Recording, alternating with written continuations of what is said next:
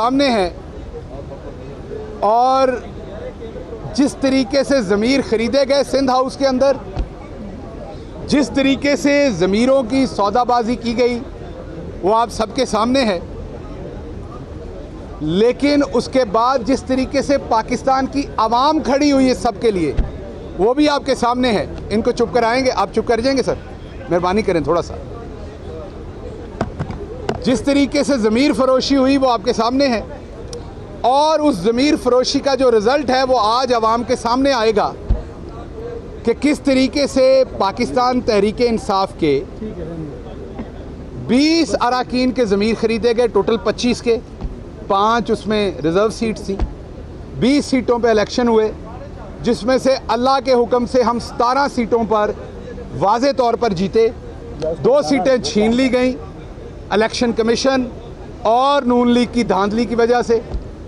बाकी 3 सीटों में भी स्टफिंग करके जीता गया, लेकिन 2 सीटें तो इलेक्शन जीते जाने के बाद छीनी गईं। तो 20 में से 17 सीटों के ऊपर पाकिस्तान तहरीक इंसाफ आई, वाइट वॉश किया। आपके सामने पब्लिक ने जिस अंदाज में वोट डाला, नज़र आने वाले और ना नज़र आने वाले दोनों हाथों को शिकस्त हुई। और आज जैसे इमरान खान ने पहले न्यूट्रल, मेरे वीर नूं ज़रा पासे ते कर लो, बाद च कर लेगा बीपर है, सीरियस हो गया बड़ा ज़्यादा। अच्छा, जो पाकिस्तान तहरीक इंसाफ के लीडर इमरान खान को अल्लाह ने यह शर्फ बख्शा कि जैसे क्रिकेट में वो न्यूट्रल एम्पायर लाए थे, फिर पाकिस्तान के अंदर 2 पार्टी सिस्टम तोड़ के वो एक तीसरी पार्टी लेके आए, बग़ैर किसी बैरूनी फंडिंग के, बग़ैर किसी बैरूनी और अंदरूनी आगोश के, अपनी मेहनत के बलबूते पर 26 साल की मेहनत से वो पाकिस्तान के अंदर एक 2 पार्टी सिस्टम तोड़ के गवर्नमेंट बनाने में कामयाब हुए। उन्होंने पाकिस्तान के अंदर 3 वर्ल्ड क्लास कैंसर हॉस्पिटल बनाए जहां गरीबों का फ्री इलाज होता है। उन्होंने पाकिस्तान के अंदर 2 वर्ल्ड क्लास यूनिवर्सिटीज़ बनाई जहां गरीब बच्चे फ्री पढ़ते हैं। इस सब के बाद जो तीसरा शर्फ उनको अल्लाह ने बख्शा, वो बख्शा कि अब उन्होंने पाकिस्तान में से लोटों का कल्चर हमेशा के लिए आज वो दफन करने जा रहे हैं। अब लोटे ना किसी रेस्टोरेंट में खाना खाने जोगे हैं, ना बाहर निकलने जाने वाले हैं और ना कोई उनका बीपर लेने जोगा है। और साडे सलीम साफियर के भरा जिहड़े उन्हां दा डिफेंड करते सन, हुण वो भी दबे दबे लफ्ज़ां कहंदे ने कि इस रेट दे उत्ते ये काम होर नहीं किया जाना। हुण या तो लिफाफा वजनी करो तो या फिर मेरे को डिफेंड नहीं किया जाना। आप लोग जो सहाफ़ी फील्ड के हैं, आप तो हमेशा से जान मारते हैं, तनख्वाहें मिले ना मिले जान मारते हैं, वो भी अद्धियाँ मिलदियाँ ने। सो आप सबको तो मेरा सलूट है, सर पे हाथ रख के भी और दिल पे रख के भी। क्या कहने हैं, बहुत अच्छे। और आपके साथ मेरा वादा है कि जैसे मैं पहले कहता था कि इश्तिहार आपकी तनख्वाह के साथ हों, इस हुकूमत में भी दोबारा मैं कहूँगा कि इश्तिहार आपकी हुकूमत के साथ, आपकी तनख्वाह के साथ मुंसलिक होने चाहिए। अब मैं वापस आता हूँ जो होने जा रहा है। मुझे अभी अभी पता चला है कि राव सरदार, नाम बड़ा भारी है लेकिन उनका कारनामा जो है वो भारी नहीं है, बल्कि उनका नाम मेरे ख्याल में राव गुलाम होना चाहिए। जो उन्होंने हरकतें और करतूतें की हैं, ये बात दुरुस्त है कि चीफ सेक्रेटरी और आईजी शरीफ आदमी हैं और ईमानदार हैं। फाइनेंशियली इनकी क्रेडिबिलिटी के ऊपर मैंने कोई बात नहीं सुनी, मैं खामखा इल्ज़ाम नहीं लगाऊंगा।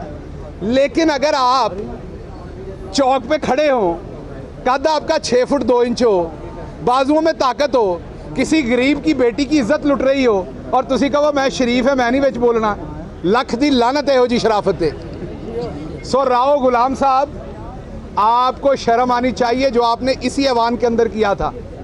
आप यहाँ से चले जाएं, भले आप रिटायर हो जाएं, जिसका नाम शहबाज गिल है वो आपको नहीं छोड़ेगा, मैं आपका पीछा करूँगा। आप अगर अल्लाह आपको लंबी ज़िंदगी दे, आप फौत हो गए, मैं आपकी कब्र पे भी आके प्रेस कॉन्फ्रेंस किया करूँगा ताकि आपकी अगली नस्लें याद करें कि जब कोई सरदार से गुलाम बनता है तो फिर उसकी मिट्टी पलीत कौम कैसे करती है।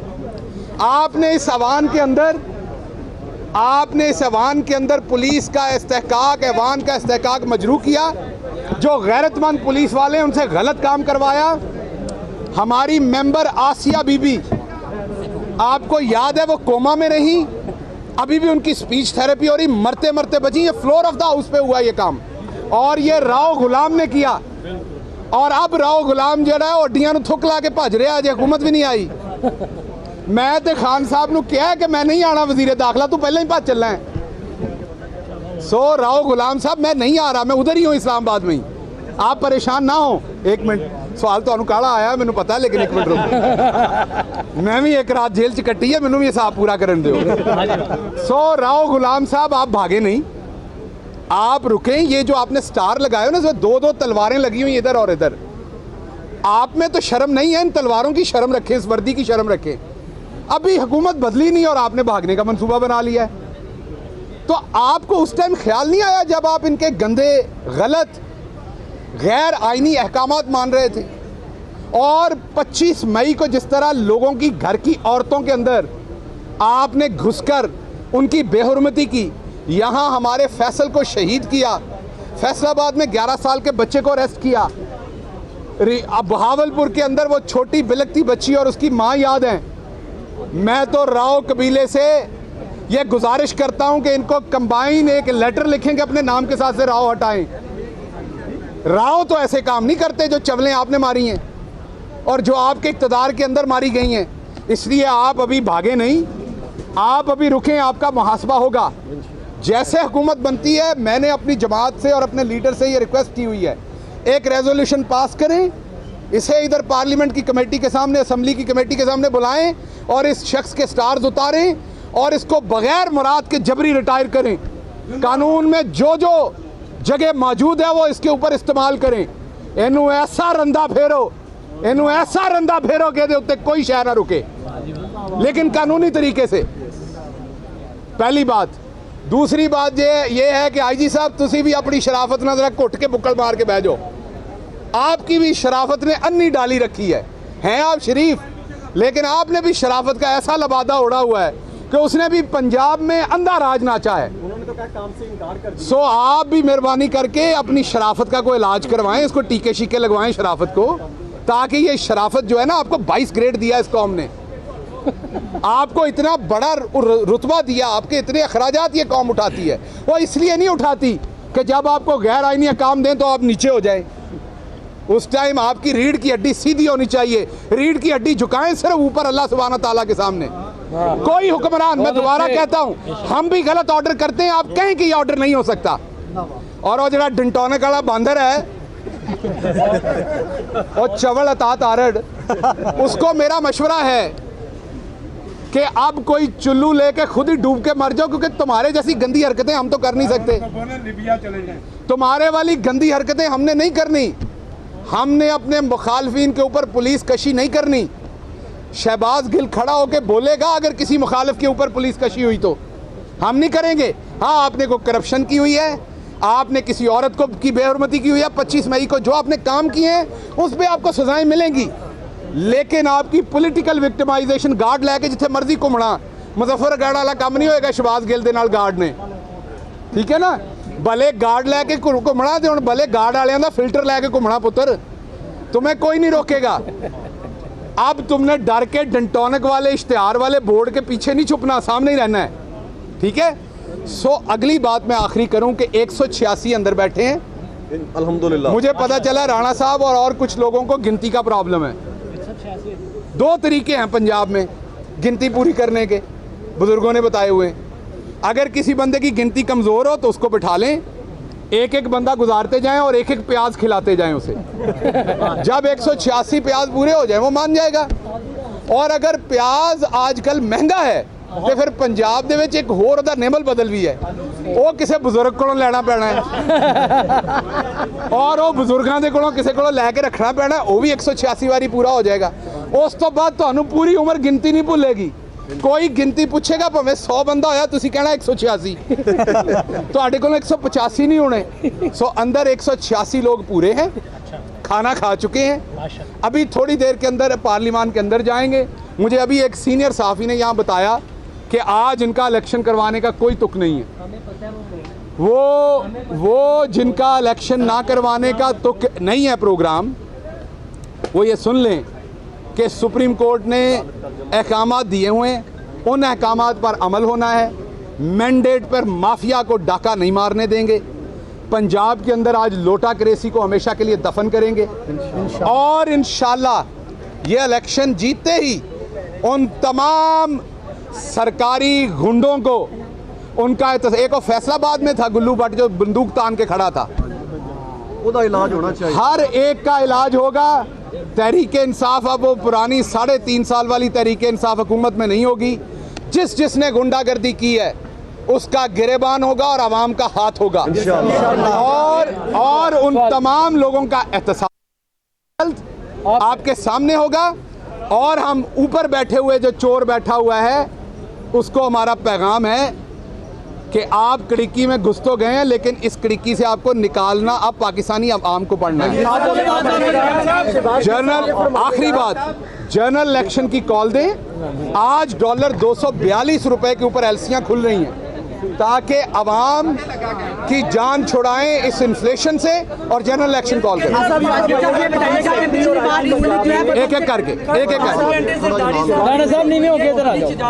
क्या कहेंगे आप? शहबाज शरीफ को बचाने गए थे वो, या हमजा शहबाज को बचाने गए थे? बाद क्या फिर वफाक में भी आपकी नजरें हैं? एक तो मैं चौधरी शुजात साहब के उत्ते भी साडे बुजुर्ग ने उन्होंने भी सलाम है। ਉਹਨਾਂ ਜ਼ਰਦਾਰੀ ਸਾਹਿਬ ਦੀਆਂ ਲੱਤਾਂ ਜਿਹੜੀਆਂ ਉਹ ਟੰਗੀ ਰੱਖੀਆਂ ਨੇ ਉਸ ਕੁਰਸੀ ਤੇ ਤੁਸੀਂ ਵੇਖਿਆ ਠੀਕ ਹੈ ਨਾ। ਔਰ ਜ਼ਰਦਾਰੀ ਸਾਹਿਬ ਦੀਆਂ ਲੱਤਾਂ ਟੰਗੀ ਰੱਖੀਆਂ ਨੇ ਉਸ ਕੁਰਸੀ ਦੇ ਉੱਤੇ। ਉਹ ਮੈਨੂੰ ਪਰੇਸ਼ਾਨੀ ਸੀ ਕਿ ਐਡੀ ਲੰਮੀ ਟਿਕਟਕੀ ਤੇ ਲਾਇਆ ਹੋਇਆ ਜ਼ਰਦਾਰੀ ਸਾਹਿਬ ਨੂੰ ਤੇ ਉਹ ਵਿਚਾਰੇ ਪਤਾ नहीं ਉਹਨਾਂ ਦਾ ਕੀ ਅਸ਼ਰ ਹੋਇਆ होएगा। बहरहाल वो मिलने आए थे जिनको बड़ी उन्होंने कोशिश की, लेकिन उन लोगों ने मिलने से इनकार किया, वो चले गए।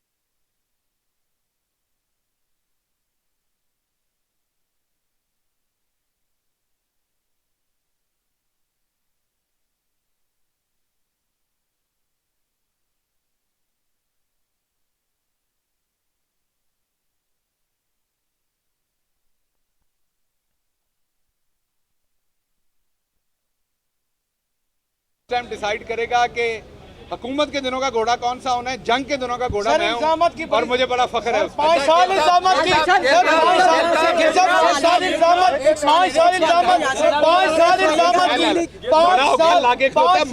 1 मिनट भाईजान सवाल लेने देना। 5 साल इल्जामत की सियासत हुई है, आपने उनके ऊपर बयानियां दी हैं, उन्होंने आपके ऊपर बयानियां दी हैं। अवाम पिसके रह गई है। आज अवाम जानना चाहती है कि अवाम के लिए कोई ऐसा बड़ा रिलीफ जिसको आप ऑर्डर कर सकें, बता सकें।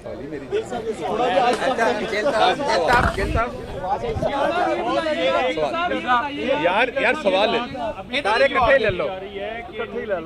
जो खामोशी है तो कुछ जो रात 5 से 6 घंटे की मुलाकात रही है, तो शायद क्वाइट पॉसिबल कोई एक ऐसा सरप्राइज हो कि वो जो आपकी जितनी खुशी है उसको थोड़ा आ गया सवाल। सबके लेता हूं, सबके सवाल पंजाब असम्बली में अगर आप जीत जाते हैं 1 घंटे बाद, तो क्या कौमी असम्बली में भी निकाब लगाएंगे जिस तरह पंजाब असम्बली में हुआ है? अच्छा सवाल है यार, ऐसे ना करें ना, सवाल है सबके देंगे। तू तो चुप कर, बहुत ऊंचा बोल। रात आपको जेल में काटनी पड़ेगी, आपने बरादरी चेंज कर ली, बाजवा बन गया। और कोई बात कि पिछली बार जब वज़ीर-ए-आला का इंतखाब हुआ था उस वक्त नून लीग वक्त से पहले वहाँ पर पहुंची थी पंजाब असम्बली के अंदर। अभी 3.5 का वक्त गुजर चुका है, नून लीग नहीं है, इसको किस तरह आप? अच्छा, अब मैं ये 4 सवाल जवाब दे दूंगा। मैं लेता हूँ सर, मैं अगले फेरे। अच्छा, 2-3 जवाब दे। एक तो जो 5 इन्होंने कहा घंटे की मुलाकात रही, उससे कोई सरप्राइज आएगा। जो भी सरप्राइज आया उससे अल्लाह के हुक्म से ये और बेइज्जत होंगे इंशाल्लाह। अपनी बेइज्जती में अगर कोई सरप्राइज देंगे तो इनके लिए और बेइज्जती का अल्लाह ने कोई एहतमाम किया होगा, तो बिल्कुल उसकी कोशिश करें। दूसरा उन्होंने कहा बरादरी का, तो अब मसला ये है कि सोशल मीडिया की वजह से एक तो ये सीनियर सहाफ़ी खड़े हैं जिनको चैनल जो है वो काफ़ी ट्रेनिंग के बाद यहाँ भेजता है, उनको साल लगते हैं। सोशल मीडिया की वजह से क्योंकि ऐसे छोटे छोटे बच्चे भी अब आप सारे सहाफ़ी हैं, तो बेटा एक माँ की बरादरी होती है, एक बाप की बरादरी होती है। जनाब मेरा ख्याल कितने गन्ने के खेत च नहीं उगे होंगे, अम्मा ने पैदा किया होएगा। सो मेरी माँ बाजवा है, इधर मुंह करके जरा दुर्गत बना देना, मेरी माँ बाजवा है, मेरे अब्बा जी गिल ने, ते जे ते जनाब किते उत्थे कमाद दे विच उगे ने ते फिर ते ठीक है, ते जे आंटी जी ने पैदा किया है तो फिर जरा हिसाब हो